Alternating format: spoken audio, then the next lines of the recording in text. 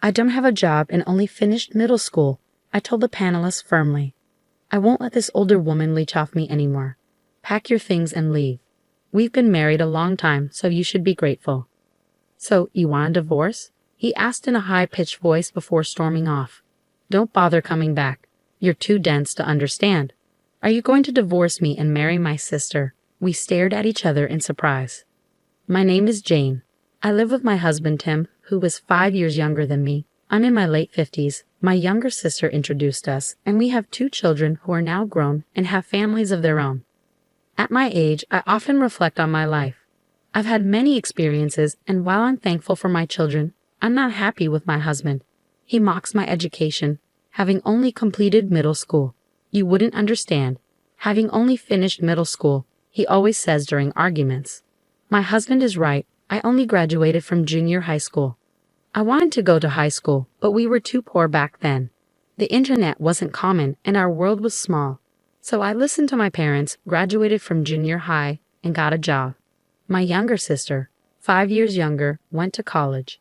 I worked hard to support her through college because I didn't want her to struggle like I did. She excelled and went to a top university where my husband was also a student. He's proud of his education and often uses it in arguments. When we first met, he didn't show this side. I was very happy when we got married and had our first daughter. But over time, my happiness faded. Back then, many women quit their jobs after marriage, but he insisted I keep working full-time while managing the house and raising our child. When our first son was born, he quit his job, expecting me to handle all the household chores and child care alone. I hoped he would support us financially, but he didn't. After 6 months of him being unemployed, I finally said, "It's time for you to find a job." "Who do you think you're talking to?" he replied. "You're the only one here. It's been 6 months. Are you going to stay unemployed? You think you can order me around? Not happening. Unlike you, who only finished junior high school, I'm more accomplished." "Good for you. So when are you planning to achieve your goals?" "If I want a job, I'll find one. And you don't get to decide what job I take. I have that choice." "All right then, go ahead and choose." "I can't. There's no job that interests me. He might have graduated from a top university and be good at studying, but he can't support our family. Without action, his fancy degree means nothing. Then at least contribute something to the family." "What kind of fool are you? It's absurd for me to do everything, isn't it? You're the one who had our children. You should appreciate that." I've stayed with this man for years because of our circumstances. In our generation, divorcing can lead to gossip and criticism, not just for the mother, but also for the children. I want to avoid that, but now that our kids are grown up, I think it might be time to end things with him. I'm nearing retirement age. Is it wise to consider divorce now? Just thinking about it makes my future seem brighter. Lately, I've been studying for my high school equivalency exam. With the kids grown, I have more time to focus on studying. I recently passed the exam, but I haven't told my husband.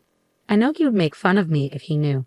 The other day, I got an acceptance letter. Soon after, my sister called me. "Hey, are you home?" "I'm on my way." "What's up?" "I'll explain when I get there." "All right, I'll be at the station. Unlock the door in 10 minutes. "Okay, see you soon." She hung up abruptly. 10 minutes later, my sister arrived. "What's wrong?" "How's your husband?" "We got divorced." "What? When did you get divorced?" "Oh, about 6 months ago." "I had no idea." "I didn't tell you. By the way, do you have a spare room at your place?" "No, we don't." "Yes, you do. The kids are all grown up now."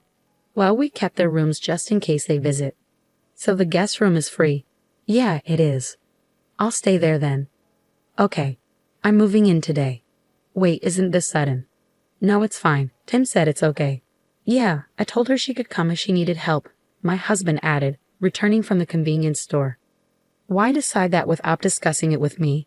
It's not right. Your sister needs help, Anju.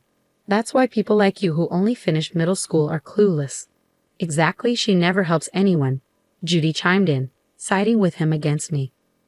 I knew she had always been like this. Despite my frustration, I did my best for her because she's family, but bitterness lingered. Eventually, I moved in with Judy, and I was the sole breadwinner while Judy and Tim did nothing all day. If you're going to stay here, at least pitch in. Why isn't Tim helping out or working? "Oh, Jen, you've been obsessed with money ever since middle school." must have been tough. I was shocked. Soon after, I noticed Judy and Tim spending a lot of time together. Their behavior bothered me the most. They seemed like lovers, though I doubted they were oblivious to it. I had to uncover the truth.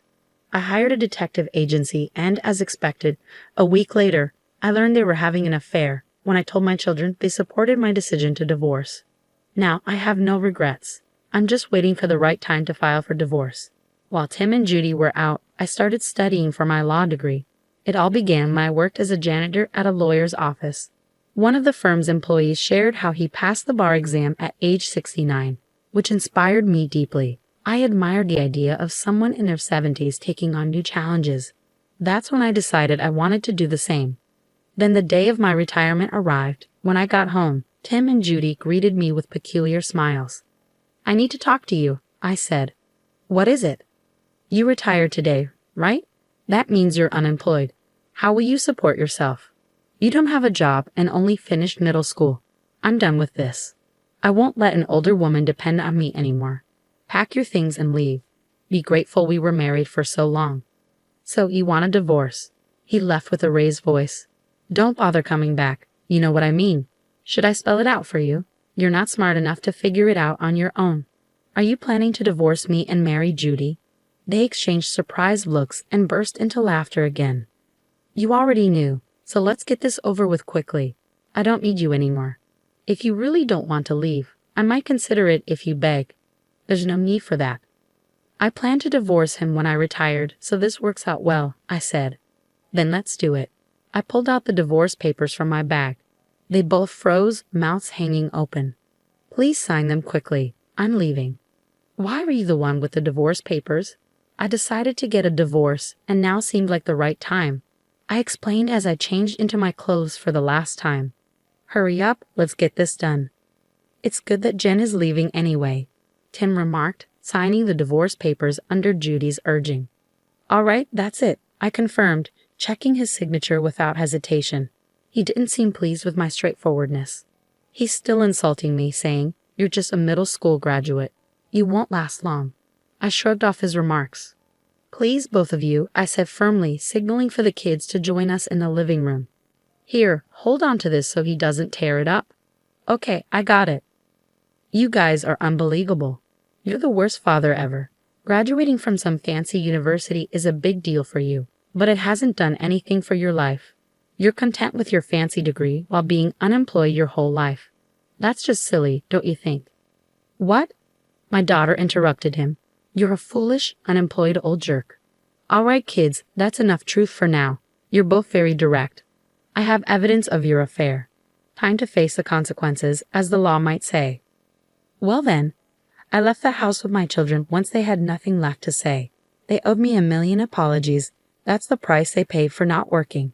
Perhaps they borrowed money from a risky lender who lends to people without jobs or credit checks. I filed for divorce and finally became free. Now I can focus on my studies. I worked part-time as a cleaner and studied hard. Eventually, I got accepted into the law school of my dreams. After 4 years of studying, I graduated and passed the bar exam. Finally, I became the lawyer I always wanted to be. My children and their families threw me a little party. Life feels wonderful. But you know what? They were looking for me. How would I know? My ex-husband arrived at my new home careful. "Your sister Judy doesn't work at all. We're broke." I tried to see the kids, but they won't talk to me. "Of course not, you fool. What did you expect? I told you I'd amount to something. All you had was a fancy college degree. It means nothing now. Don't belittle me. You're just trying to justify yourself. You never even finished middle school, for goodness sake." "Well, actually, I just passed the bar exam. Anyway, I'd be lowering myself to your level if I bragged about my education now. It's funny that you're now asking for money from someone you used to mock. Why do you live in such a nice place?" "Because of my job."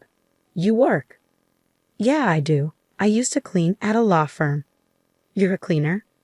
"Yeah, I am. I clean my own office." "Your office? What? What's the problem?" I kept the chain on the door and opened it. "Here." I showed my ex-husband my lawyer's badge. He froze. "You know, if you keep bothering me like this, I'll fight you in court. You can't keep intruding into my life." I said that and closed the door firmly. After that, my ex-husband never bothered me again. Judy tried once, but I told her the same thing, and she stopped coming around too. Those two, relying only on their education, will likely continue to struggle without putting in any effort. That's their path now. If you keep pushing forward in life, anything is possible. Jen is a hardworking person deserving of respect. That's why her children fully support her. I wish Jen a fulfilling life. Thank you for watching until the end. Please subscribe to our channel if you enjoyed it. See you in the next video.